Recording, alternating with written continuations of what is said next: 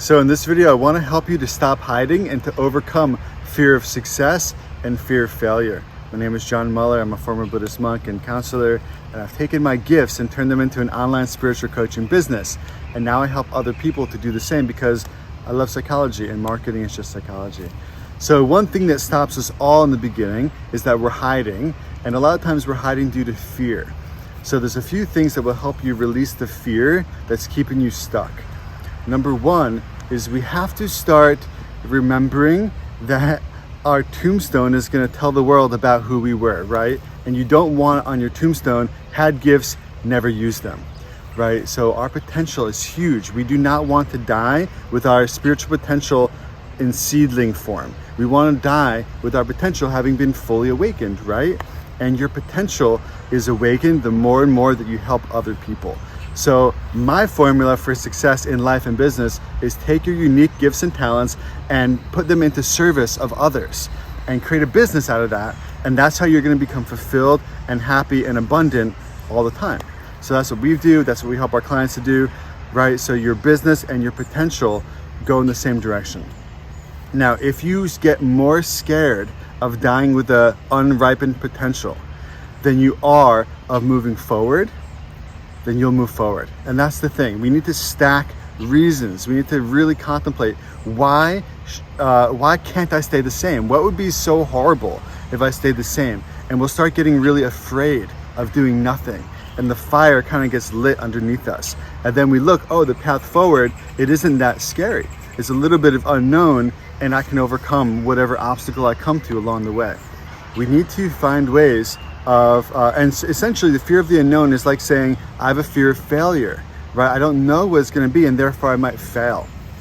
And what we have to think is, instead of failure, we need to use the word feedback. We're getting feedback, we're getting data, right? The biggest companies in the world these days, Google, Facebook, even Tesla, Amazon, these are data companies actually. They are data companies. They're not whatever you think they are. They're a data company. They collect data and they sell the data and they use the data well. So for you, the more data you can get on what works in your business and what doesn't work, the better you're going to be, right? And so we need to start reframing any failure as just feedback. And then we learn from each thing, and then we're actually happy to try, because there's no way to fail by trying to do an online event or a workshop or build your Facebook group, or maybe you try to get people on your calendar, or you try to lead people through a challenge or a program. Everything that you do is getting feedback, and it all helps you to go in the direction you want to go. So actually there is no failure as long as you're trying. Okay, so hopefully that helps. Another thing that hurts people is the perfectionism. They think I have to be perfect or else it's not even worth trying. It's like I'm not good enough, and therefore I have to be perfect to kind of compensate for the fact that I'm not good enough. And this is a polarity that we notice. There's perfectionism and pride on one hand, and insecurity on the other hand. And they're actually the same thing. They're two sides of the same coin. Everybody that has perfectionism has insecurity, and everybody that has insecurity has perfectionism. And we have to start addressing them for what they are. If you notice perfectionism, like I'm not gonna try, and like you put the bar way up and you're like, I'm not even gonna try anything until I can accomplish that on my first try. And you have to realize that that mindset is coming from not feeling good enough. It's feeling insecure.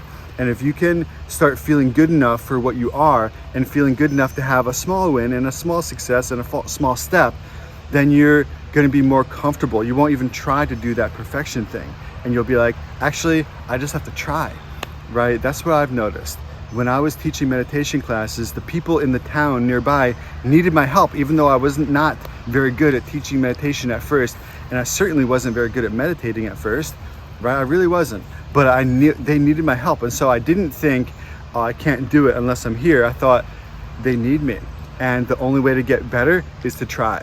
And so I just tried and I learned. And over time, I became very good at guiding meditations. In fact, I've gotten enormous positive feedback on how I help people with meditation. Okay?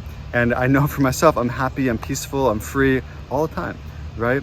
And so that means that meditation is working for me. But I never would have gotten good at it myself if I didn't keep trying. And I never would have gotten good at teaching it if I didn't try to teach it. Okay, so for you, try to put perfectionism and insecurity aside and just be like, the only way to get better is to try, and I gotta try to help people too. People need my help, okay? Then you just try. Okay, so hopefully this is helpful for you. I wish you all the best. If you want to talk to us, feel free to find our calendar link and schedule a call, and I'll talk to you soon.